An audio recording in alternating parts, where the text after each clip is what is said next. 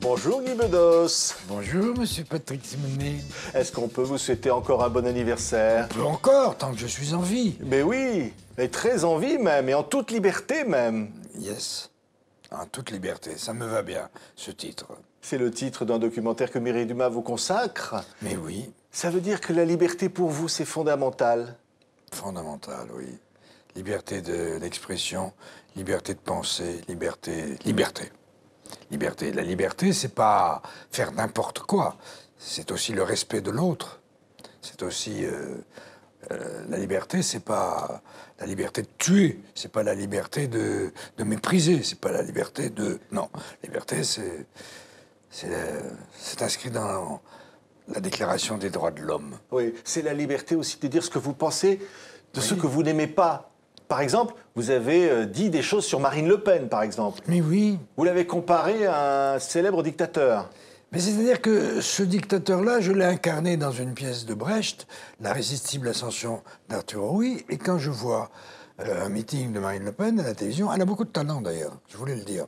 Elle ment très bien.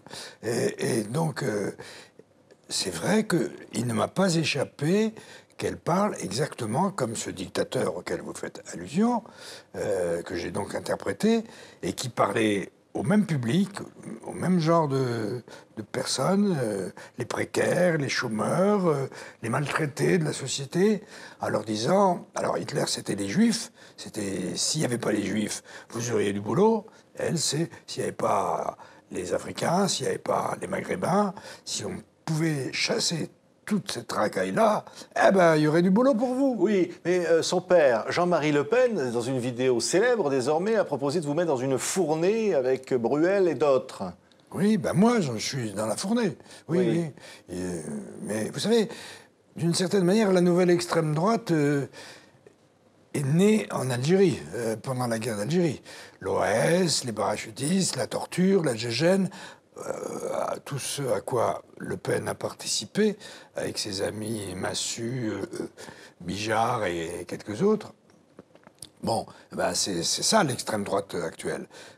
On n'a pas besoin de remonter aux gens du 19e siècle. Oui. Non. Mais vous lui répondez quoi, Jean-Marie Le Pen? Il dit on va vous paxer avec Madonna et vous traite de couple de vieux cons. Ben oui, mais être traité de vieux con par un gâteux, c'est pas vraiment... Hein. J'écris un journal, j'ai écrit... Je le renvoie à son miroir. Et je reprends une phrase de Mitterrand, n'offense pas qui veut. Oui. Je ne suis pas allé à la télé pour lui répondre. Non, il mérite pas ça. Il y avait qui finalement dans cette fournée? Vous n'étiez pas seul, hein? Il y avait Noah, un nègre, Bruel, un juif, Madonna, une pute, et moi, un résistant. Ah oui. Donc, il veut d'ailleurs me marier avec Madonna. Mais vous feriez un beau couple, non? Il faut que je demande à ma femme. Oui. Bon, et plus sérieusement, on va parler de ce film extraordinaire. C'est En toute liberté avec Mireille Dumas. Vous y racontez cette carrière incroyable. Vous avez commencé à l'âge de 17 ans. Oui. L'Algérie était dans vos veines. Ben, je suis immigré à Paris depuis l'âge de 16 ans. Et donc, j'ai très vite eu envie de faire du théâtre.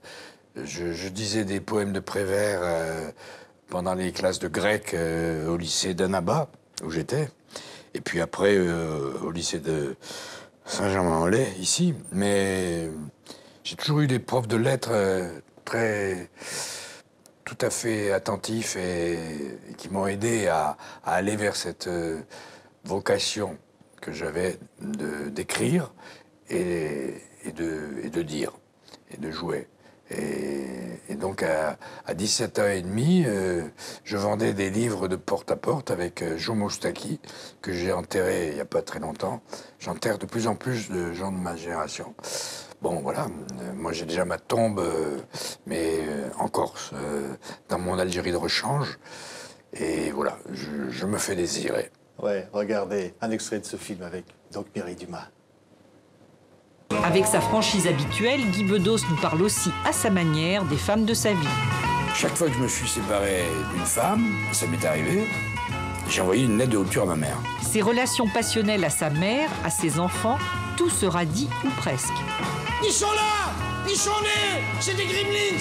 Il a fait 2 démons, mais qui s'expriment, et mon frère et moi. Guy Bedos en personne, mais si, rappelez-vous, le père de Nicolas Bedos, quoi. Le voyage de Guy Bedos ne serait pas complet sans l'Algérie de son enfance, où il se produit sur scène pour la première fois de sa carrière. C'est plaisir de voir en Algérie. Bisous, tonton Bedos. Je vous aime! Là, c'était l'Algérie. Oh là là. Finalement, le retour au pays Ça m'a natal. ému. Hein. Ça m'a ému. Oui, c'était la première fois que j'y allais professionnellement. Et le public était formidable. Il riait à tout. Il applaudissait tout le temps. Dans la rue, j'ai croisé une femme voilée qui a baissé son voile du visage et qui m'a dit « Je vous adore ». Et elle a remis son voile. Et les types me disaient « Bienvenue chez vous, bienvenue chez vous ». Et vous, en spectacle, vous n'avez pas hésité à parler de Bouteflika Très peu. devant le public. Je me suis pas, non, je me suis La pas revue de attardé presse. sur lui, pas parce que j'ai peur pour moi. J'étais d'ailleurs plus ou moins invité par la ministre de la Culture, l'ex-ministre de la Culture, car il paraît qu'elle ne l'est plus, une femme adorable qui s'appelle Khalida Toumi, que je trouve très intelligente et très attachante. Et bon, bref, elle n'était pas étrangère à cette invitation que l'on m'a faite. J'ai été aussi invité au Festival du Livre, pour un petit livre d'entretien que j'ai fait avec Gilles Van der Putten, qui a aussi accouché mon grand ami que j'ai eu la chance de fréquenter vers la fin, Stéphane Hessel. Bref. Oui. Et donc, les Algériens, bien sûr, ils regardent la télé, ils regardent TV5 Monde, ils regardent toutes les chaînes de télé françaises, mais c'est plus le citoyen qu'ils ont reçu que l'artiste. L'enfant bien du sûr. pays. L'enfant du pays. Alors, cet enfant Parce du que, pays... pour tout vous dire, j'ai pas fait la guerre de l'Algérie, moi. Je suis de la génération, mais je me suis fait réformer pour maladie mentale, je le dis quand même pour ceux qui ne savent pas, et je n'ai pas triché. J'étais vraiment malade mental à la Et vous caserne. êtes resté. Regardez ces images, parce que dans ce film avec Mireille Dumas, on voit plein d'archives. On vous voit draguer Sophie Daumier, évidemment, dans cet inoubliable Quand sketch. je vois Sophie, j'ai tellement envie de pleurer parce que, voilà, je suis en deuil d'elle. C'est rude. Je la rends dingue, la poulette. Et encore, j'ai pas sorti le grand jeu. Attends un peu que je me déchaîne. Allez, vas-y, genou, emmène-la au ciel. Le luron. Ouais, il y a tout le monde autour Il y là, a qui danse avec vous. Nana Hein. Mouskouri. C'était les émissions des Carpentiers. Ouais. On s'amusait beaucoup à l'époque, oui. Et Sophie riait tout le temps, vous le dites dans le Elle avait film. un rire merveilleux. Elle était très recherchée dans les premières, les générales, comme on dit. Et quand elle riait pas, ça s'entendait. Parce que parfois, elle riait pas pour faire plaisir, elle riait parce qu'elle trouvait ça drôle. D'autres images dans ce film incroyable. On vous voit à Alger avec un petit garçon qui s'appelle Nicolas, qui est votre fils, et vous allez dans un cimetière. Regardez ces images. Ben oui, c'était il y a 30 ans. Je reconnais plus rien. Voilà, c'est bien trop tard. Et donc, il n'y a pas son nom. Il n'y a pas son nom. Ah. Il n'est même pas affiché, dis donc. Mais ils sont tous à l'intérieur. C'est ma famille Ils sont pas paternelle. morts en même temps. Je peux pas lire. Là, au plus proche de nous, c'est mon père qui est là. C'est mon papa qui est là-dedans. Mais comment ça marche, ce Le truc frère de Jacques. Quand on relève le truc pour mettre les autres, on voit la figure... La figure, non. On voit plus rien. On voit plus de figure, non. Non, c'est parce que c'est un caveau, c'est pas une tombe. C'est pas C'est une très tombe émouvant égoïste. de voir ça, Il y Guy. a de la place pour tout le monde. Ah, il avait 8 ans, là, Nicolas. Peut-être que si... Oui, Hein je sais plus l'âge qu'il avait. 1988, Il était, à Alger. Il était encore plus jeune. Ouais, ce père que vous n'avez pratiquement pas connu, Oui. et cette mère dont vous parlez dans le film, dont la relation était si difficile. Vous racontez même avoir été battu par votre beau-père, avoir voulu le tuer. Oui, oui. Non, il avait battu ma mère aussi. Et ma mère, je l'aimais, pour tout vous dire, malgré tout. Et je l'avais attendu avec un couteau de cuisine, j'avais 12 ans. Et il n'est pas sorti, je plantais le couteau dans la porte, mais il serait sorti et il l'avait dans le ventre. J'aurais été en maison de correction. C'est ça qui forge aussi cette fougue que vous avez sur scène. Mais je leur dois beaucoup à mes parents. J'ai été tellement un miséreux affectif, comme dit mon ami Michel Onfray, qui en est un aussi, qui en a été un. Ça nous accompagne toute la vie.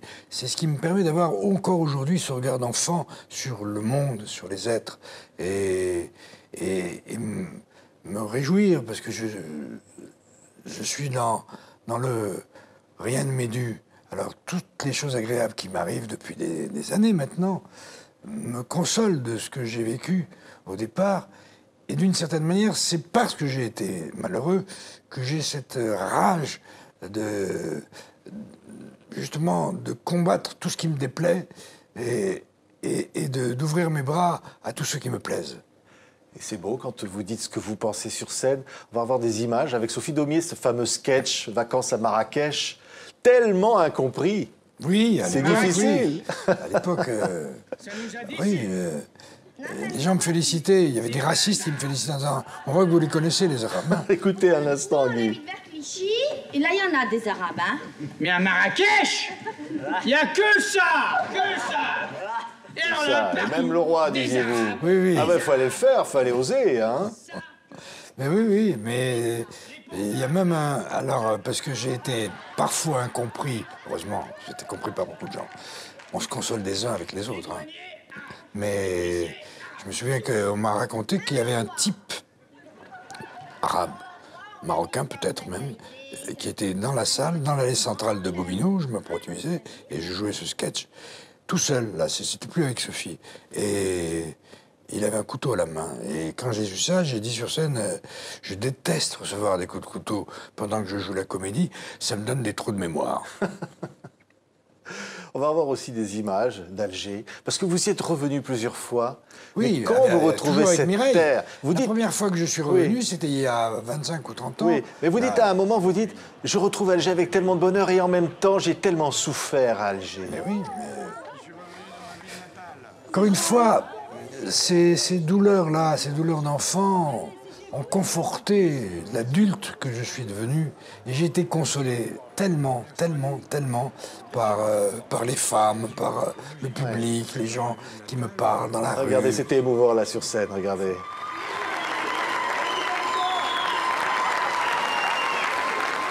Je suis content d'être là pour la première fois à Alger, dans ma ville natale. Merci de m'accueillir. Et voilà, vous n'étiez pas le moins ému, là, Guy, hein? Bah là, mais je pleure beaucoup, moi, en ce moment. J'arrête pas de pleurer, parce que je pleure de joie, je pleure de reconnaissance. Voilà, c'est ma nature, je suis sensible. Et l'envie d'écrire, de raconter le monde aussi, ah ça a toujours été... 3 jours après avoir arrêté, parce que les gens me disent « Alors, à la retraite ?» Non, la retraite au cimetière, pas avant. Mais j'ai commencé à écrire une sorte de journal qui n'est pas intime, que je vais publier à un moment, quand il sera... Voilà, quand on jugera que ça va. Et bien... Je sais plus, je disais, j'ai commencé une phrase. Vous n'arrêtez pas de travailler et oui, de dire ce que vous voyez du monde. J'ai commencé 3 jours après avoir fait la dernière de l'Olympia, je me suis mis à écrire. Oui. Et puis j'ai des projets de théâtre, de cinéma, dont un film à Alger.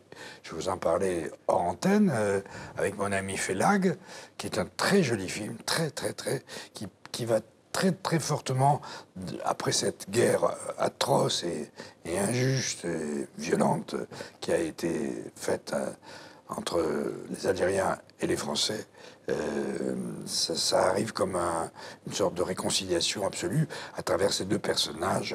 Moi qui joue un vieil écrivain, c'est un livre, ça part d'un livre qui s'appelle Le Beau Temps Perdu de Jean-Pierre Bacry. Pas Jean-Pierre Bacry, non, un autre Bacry. Roland Bacry, qui était journaliste au Canard enchaîné, qui vient de nous quitter. Et Félag, qui joue un chauffeur de taxi qui me sert de guide dans tout Alger. Il y a une constance dans le film de Mireille Dumas. Et ils le disent tous ceux qui vous aiment. Ils disent c'est un cœur qui bat, il a toujours besoin d'être aimé, de se sentir aimé. Et d'ailleurs, vous envoyez des baisers sur scène, on voit d'ailleurs dans ce film. Oui, hein, ça, elle a trouvé ça. J'ai honte. Vous savez toujours bien le faire, hein? Les femmes, c'est votre vie. Ben, j'ai été consolé par quelques femmes dans ma vie, oui. Et c'est pas toutes des épouses ou des maîtresses, c'est des amis aussi. Il m'arrive d'être ami avec des femmes. Je considère les femmes comme des êtres humains, vous savez. Ah ouais. Et quand on dit « Bonne fête, Paulette », il y en a une qui dit « C'est un sketch très féministe ». Je suis pas sûr, ça. Mais c'est pas moi qui l'ai écrit, c'est mon copain Dabadi, que j'adore. Et c'est un sketch qui m'avait valu beaucoup de succès à l'époque, oui. Merci beaucoup, Guy Bedos. Le livre s'appelle « J'ai fait un rêve », que vous avez publié, et puis surtout « En toute liberté », le film qui retrace cette extraordinaire carrière, donc avec Mireille Dumas. Ça passe ces jours-ci, je crois. Ça va passer ces jours-ci. On est très heureux de vous avoir reçu sur TV5 Monde. Moi, je suis très heureux d'avoir parlé avec vous.